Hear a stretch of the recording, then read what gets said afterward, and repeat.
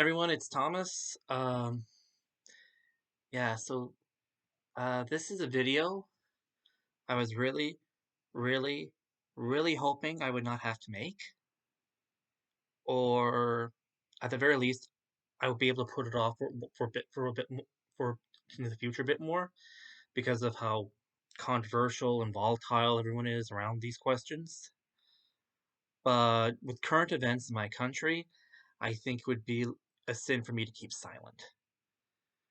So as of you are aware right now, people who are opposing vaccine mandates in Ottawa have basically gone in, blockaded the capital, and they're blockading bridges across the border and preventing people from getting across.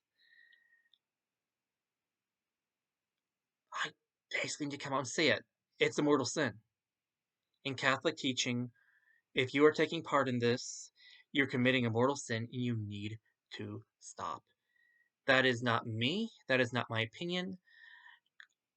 That is the Catholic teaching of the Catholic Church. For 2,000 years, and I know people are just going to stop listening to this right now because I'm going to be honest with you. This it won't really surprise me because I tried chatting with these people, bringing up these concerns quietly in the past, and I very much quickly have gotten the vibe that these people are largely unwilling to listen to anything that does not fit their own narrative. However, maybe this video will take away some of the scandal from people who see these people taking the name of my faith in the name of Catholic tradition and using it to support this behavior. And maybe it'll take away some of that scandal to let these people know. Hopefully, maybe you'll convert yourself someday, but be aware that what is going on is contrary to the Catholic faith, and that these mandate movements, in principle, have a number of ideologies that contradict the Holy Faith.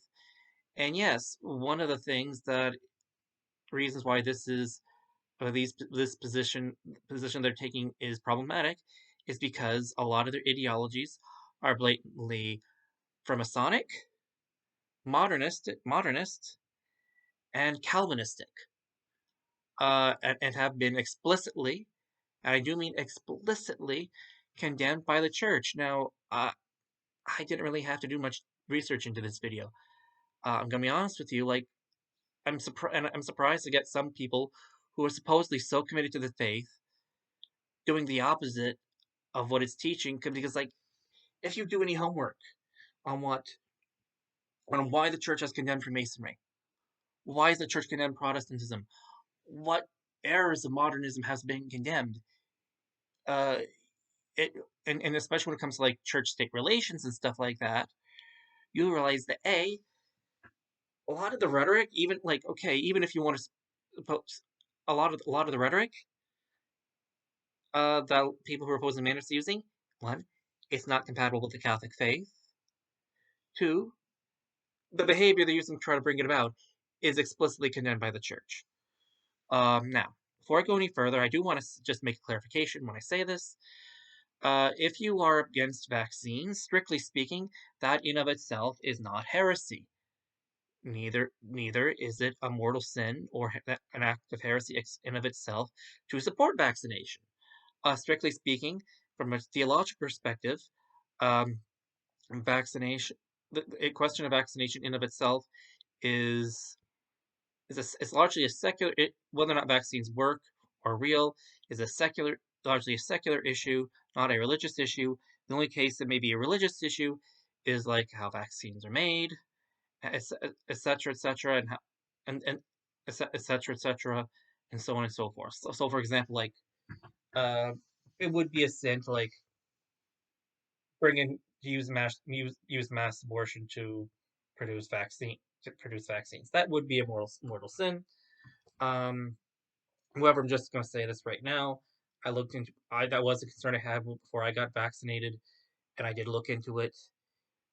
Most of the vaccines that were available in my area were either even with the most skeptical, even with the most skeptical eye, uh, they were tested on fetal lines from like the 1970s, before I was born, from a single fetus, which was not ideal. But by getting vaccinated, you're not creating a further demand for abortion, which for me is like the main thing. That's for me like the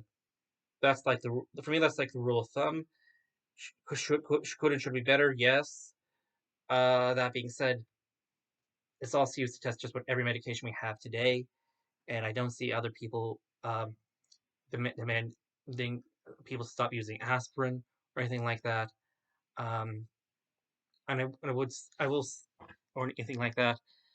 And like the way around that is to like ask for vaccines that are more pro-life friendly. Which, by the way, I think at this point, I think there probably are some that are even better than the ones that I initially got. So shop around. So outright refusing vaccination, my opinion, is just not a logical conclusion, though admittedly it is not a heretical one. So that being said, a lot of behavior and rhetoric built around this is heretical. Um, so anyway, let's get started with things I have heard over the course of the pandemic. Now the American so anyway the Amer so the so basically anyway the American right um it's heavily dominated by evangelical Protestants, not Catholics. As a result, a lot of the rhetoric creeps in, and if you're not vigilant for it, you will, as a Catholic, you will take in a lot of that thinking and rhetoric, even stuff that contradicts the faith. And I've caught even like people who should know better doing this. Um, I wanted to wait until later to like say something, but at this point I have to say. One comment I received was that if you're COVID, you do not have trust in God, or trust that God will save you. That is, to say the very least, a very anti-Catholic attitude, and contradicts the faith regardless, for a number of points. First of all, saints that died from the plague. Saint Francis Xavier died from the plague. Uh, I'm not gonna I'm not gonna read off my sins to everyone examine Saint Francis Xavier's life, see who was holier. I'm gonna take a wild guess and say Saint Francis Xavier was holier than me, and he died from a disease. So when a bunch of doctors around the globe are saying like, watch out for this disease, you get sick and die. Being weird or concerned about sickness and death is not that you get sick and die is a reasonable thing. Oh, but God will save you. Don't you trust in your salvation? That's heretical. From a Catholic perspective, that is explicitly heretical. Heretical. So, So this is what it says in the Council of Trent.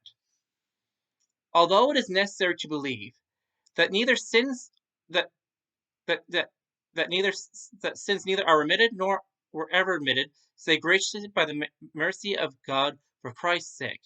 Yet it is not to be said that sins forgiven or have been forgiven to any who boasts of his confidence and certainty of the remission of sins, and rests on that alone, seeing that it may exist, yea, does it in our day exist among heretics and schismatics, and with great vehemence in this vain confidence, and one alien from all godliness, preached up in opposition to the Catholic Church. But it needs to be asserted, they who are truly justified must needs, without any doubt whatsoever, settle themselves that they are justified, and no one is absolved from sins and justified but he who believes for certain he is absolved and justified. Like, so in other words, this cocksurety of, oh, I'll go to heaven because I know I'm traditional Catholic, or if you believe that you're not a traditional Catholic, you are a heretic. That is specifically because I grew up with a background where that was the attitude towards salvation. Once saved, always saved, and cocksurety of salvation. That is Calvinism. If you believe that you're a Calvinist, you're a heretic, and you're automatically excommunicated from the Catholic Church. Period. So if you say that, you need to, if you are traditional Catholic and have said that about either your safety from COVID or because, or your salvation at all, if that's being attitude at all, you committed a mortal sin and are a schismatic and heretic. I am sorry. That's just the facts. Facts. I will be posting links and the exact quotes in the citations in this video when I'm done. What is more, I also want to point out that's very great. Even if it were true, it would be very great for traditional Catholics. Like what? 1% of the population of the world? 1% of the population in Canada and the United States? Not the majority. So, so if you go around saying that to people who are not Catholic, that means either A, you don't really believe, either A, you don't really care if they're going to hell or not. In which case, I'm sorry, I call you a psychopath. Like, I believe in outside the church there's no salvation as a traditional Catholic, 110%. However, that is however, it's one thing to believe that not all non-Catholics are going to hell. It's another thing to be okay with it, be at peace with it, and happy about it. No, it's something that should horrify us. And also, like, but if you think that, oh, they'll probably be saved anyway, God will save them,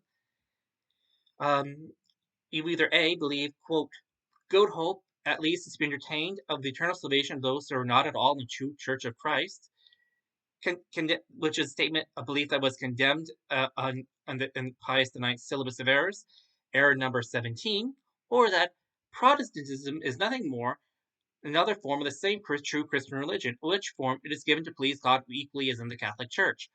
Also condemned. Error number 18 of the Syllabus of Errors. If you say this, you are a Calvinist.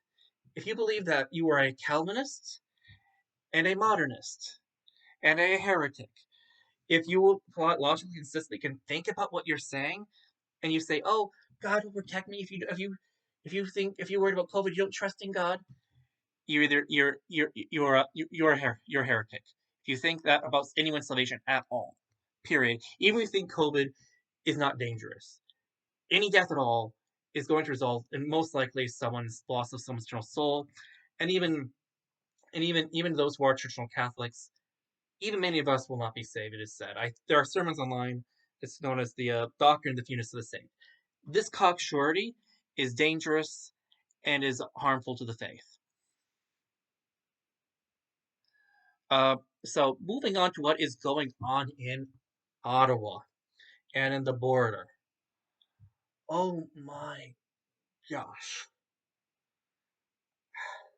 Look, even if you, okay, let's ignore the fact that that a lot of these people have let's ignore okay, let's grant them that, let's just for argument's sake grant them that COVID isn't really that big of a deal, doesn't work, vaccines don't work, etc., mandates don't work, etc., and so forth. Do they get to actually do what are they doing? Is what they're doing justified? Like, okay, so they have been going to Ottawa, the capital city, blockading roadways, honking people's horns, loudly at all hours of night and day, to the point. I'm both people who live there, and who they say, yeah, they can hear them from like 7 miles away, all hours of the night. And they're blockading borders, like, yeah, you blockade a border crossing. Like, what else is there to say? If you're not come from the armed forces, from one of the governments whose countries are on that border, you got no business. I'm sorry, you're not the legal authority. You got no business there. Yeah. So let's look at the attitude of some of these people. So if you support the convoys, and you call yourself a traditional Catholic, listen to what the following document has. Please listen to the following statement. Tell me if you agree. Then come doctrines of politics. All men have the same right, are in every respect equal and in like condition.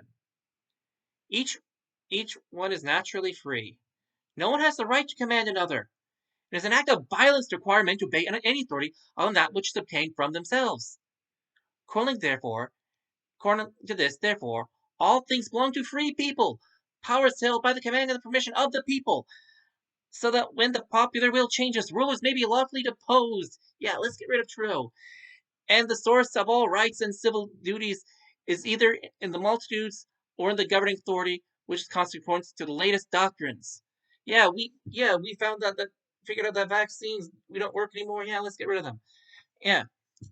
If you believe that, you are a Freemason. You are excommunicated from the Catholic Church. That is this is from Humanum Genus, Leo XIII, paragraph 22. And that is his description of Freemasonic doctrines on politics, which he explicitly condemns. In other words, yes, authority does have a right to command you to obey. Yes, you do have to listen. No, you don't get to go and occupy the Canadian-U.S. border because you are mad. You don't get to do that. I am sorry. And if you do so, even if you get away with it in this world, you will be held accountable for it in the next. But let's grant them. Let's once again grant the people in Ottawa who are occupying things even more of the benefit of the doubt. Ignore the fact that they're both the ideology and behavior of what's going on there is literally for Masonic and contents being condemned by the Catholic Church.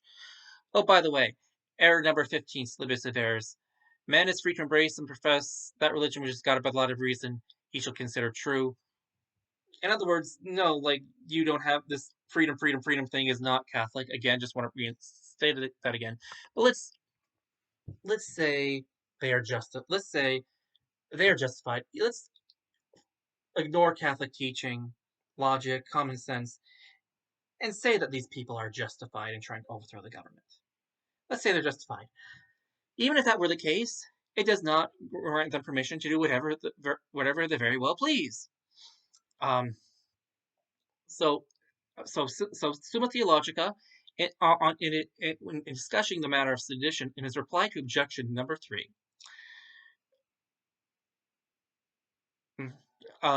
St.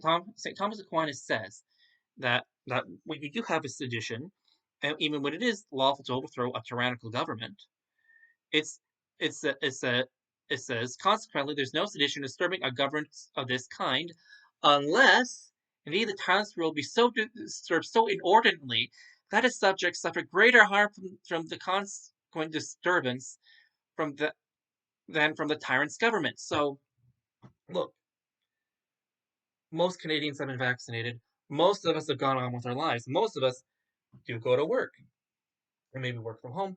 It makes it a little convenient. Most of us go at our jobs. Most of us sleep. Most of us, and there's still the trade of goods going back and forth across the border. To unilaterally try to create shortages of food to weaken the government, to go into the capital of the country, and honk horns incessantly so that people are basically sleep deprived to the point where it's psychological torture. That is disturbing people more than any of the mandates are. Like, it is what you do. If you want to protest, you know what? Fine. Like, as again, it is not objectively heretical to question vaccine mandates. I disagree. I'll roll my eyes and say you're an idiot, but fine, you're free to do so. It's a legitimate opinion as for a Catholic to hold. You do not, however, get to go and blockade roadways, blockade the international border, or do anything like that. And that needs to stop. So, yeah, again, I really did not want to make this video. On so many levels, I did not want to make this video. I am nervous about what because I know a lot of traditional Catholics do not agree with me on this. They have gone down this road. They've gone down this rabbit hole, and it is, I mean, that's terrifying.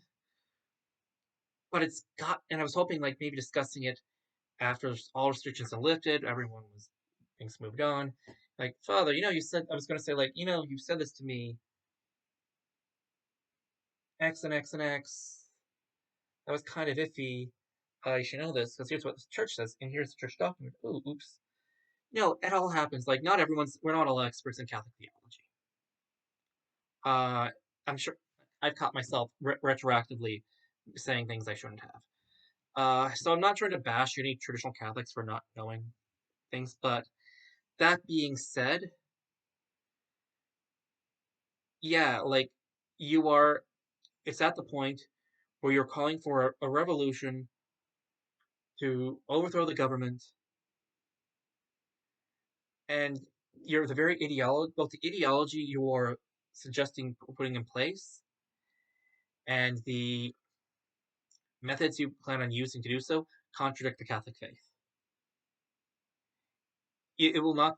What you're doing is un-Catholic. What you're doing is heretical, and I have a duty both my faith and my country to speak up. One of the ways you share in the sin can share in the sin of another is by keeping silence.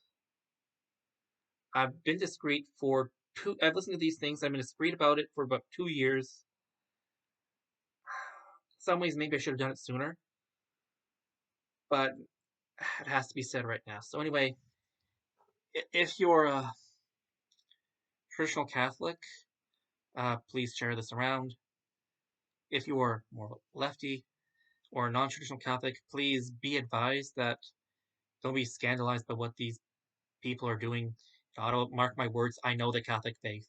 I've read what the popes have said for 2,000 years. What they're doing is not, what they're suggesting and what they're doing is not in line with what the Catholic Church has taught for 2,000 years. It is indeed contrary to it. But I just need to come out and say that. And if you have been doing these things, look, yeah, I'm mad at you. I'm furious at you for supporting what is basically criminal activity in my country. But yes, one of the beauties about the Catholic faith is that that we also believe in the doctrine of forgiveness of sins. It's literally in the Apostles' Creed. We have a sacrament for it. If you're at that blockade and you're watching this, go home in peace, make an appointment with a priest, and go to confession. God bless you all, regardless of what your stands are on these issues, because right or wrong, we all need it right now. God bless you all and stay safe.